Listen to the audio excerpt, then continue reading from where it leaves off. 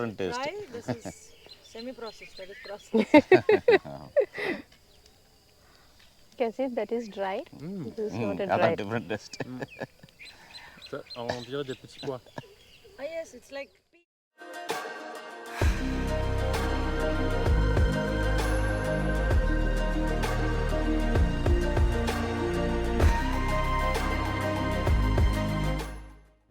Bonjour, bon petit matin, il est 5h13.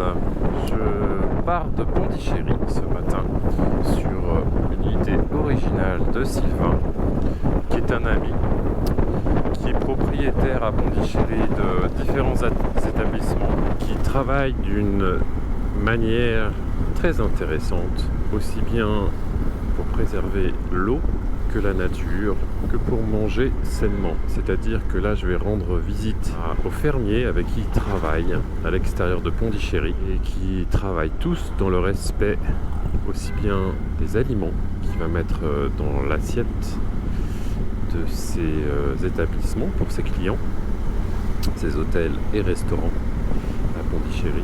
On va partager ça ensemble. Je te montre tout ça.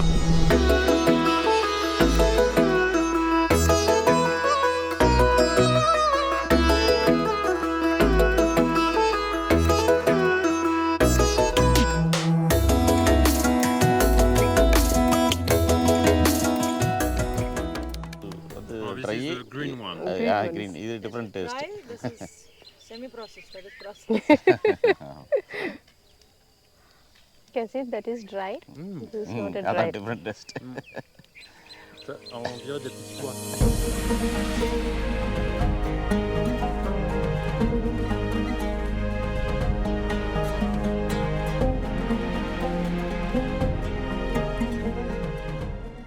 It's interesting to see that he mixed all the trees. Trees.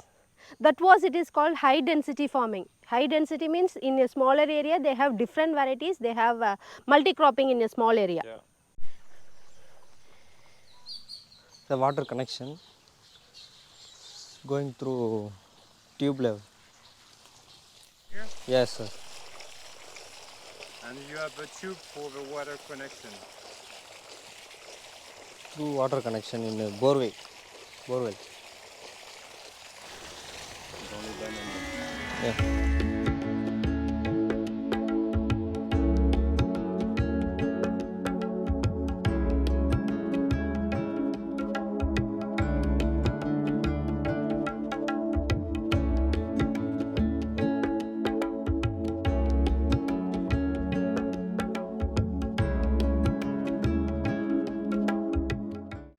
Nous voici de retour au laboratoire de la Villa Chantilly, la villa et le spot, et je suis avec le chef. Good morning, chef. How are you? Morning, how are you? Good, thank you. So tell me where we are here.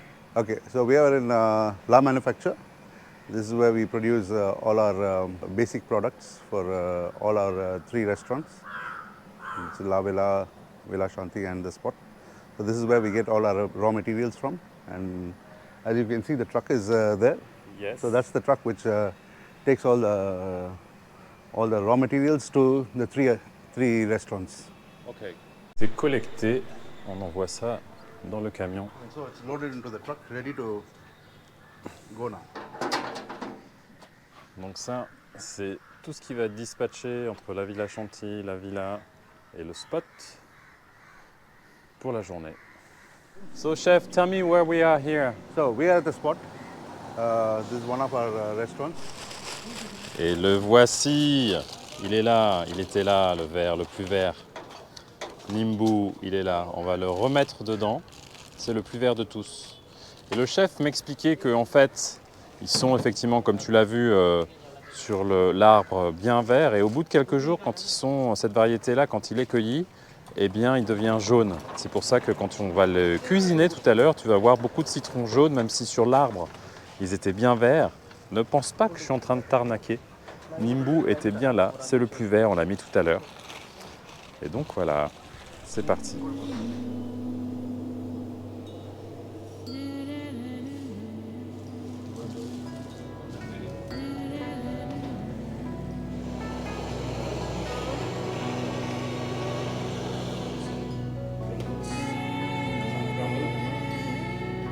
Maintenant, on peut goûter. C'est la plus belle partie du moment.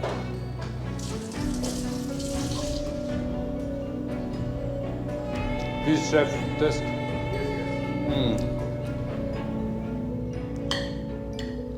Lovely. Delicious. Good job, chef.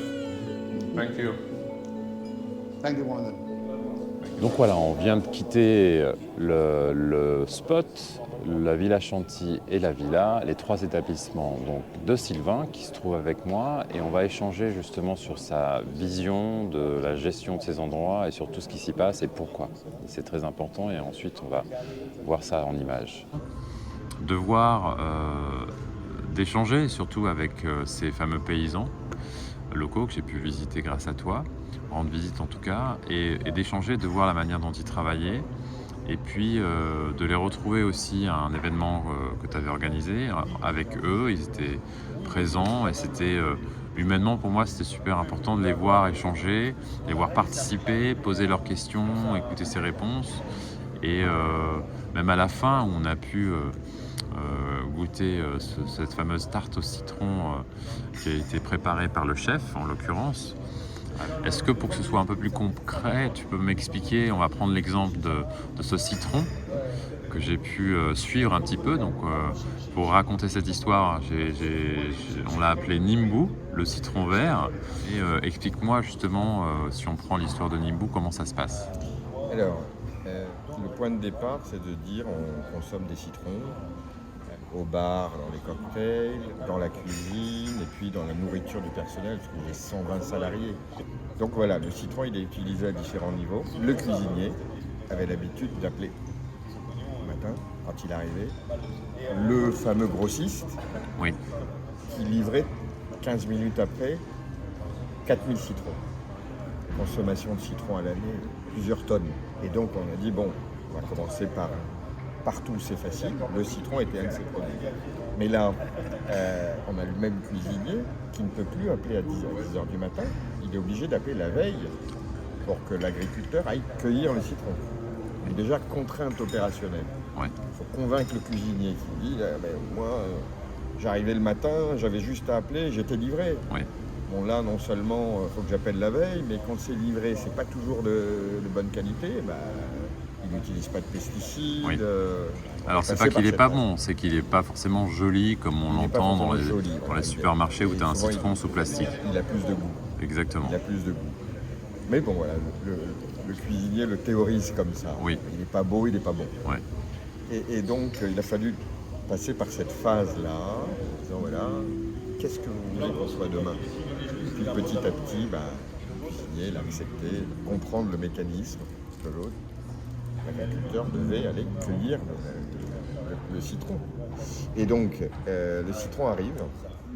Et à partir de là, on est très content même de passer peut-être demain à ce qu'on appelle du contract farming.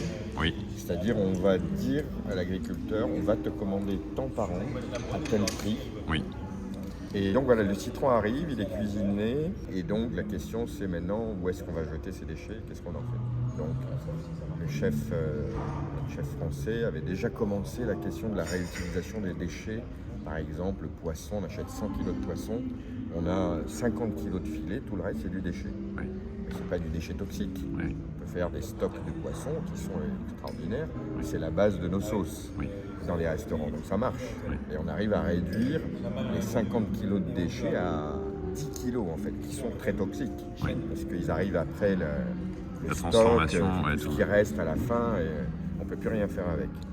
Bon, donc il y a la même question pour le citron qui s'est posée. Plusieurs centaines par jour, ça finit dans des sacs et ça va quelque part. Et donc on a commencé par dire tiens, on peut faire des pickles de citron. Oui. C'est très facile, il faut les faire sécher. Et après, on a des cuisiniers indiens à la Villa Chanty qui le font très bien. Et donc le personnel est content. Oui. L'idée, c'est de dire qu'il faut qu'on se projette dans la campagne pour créer la ferme 2.0, qui est une ferme multi-cropping, c'est-à-dire l'agriculteur ne va pas faire que du citron. quand on pense à la permaculture, on peut faire plein de choses autour du citronnier. Tout à fait. Et on peut mettre le citronnier avec le bananier, les deux adorent, ils s'aiment. Sur le cocotier et le bananier, qui s'aiment. Mais voilà, il y a des superbes histoires comme ça qui marchent et qui ont toujours marché. Ouais. Donc on va se projeter dans la campagne, créer la ferme 2.0 et repousser le déchet au niveau de la campagne. Parce que c'est plus facile de faire du compost là-bas dans la campagne qu'à la Villa Chantilly, dans ma cour, où est-ce que je vais mettre mon... Bien sûr, Voilà. bien sûr. Je te remercie beaucoup Sylvain en tout cas. Eh ben merci à toi. Et c'est parti, je vais récupérer mon équipe Ruben & Co à l'aéroport de Cochin. Ils viennent me retrouver. Allez viens, je t'emmène.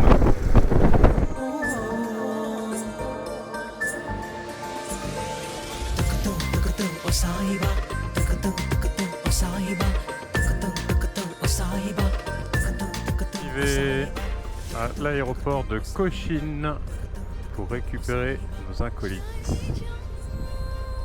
Alors, je vais me garer là-bas, je pense.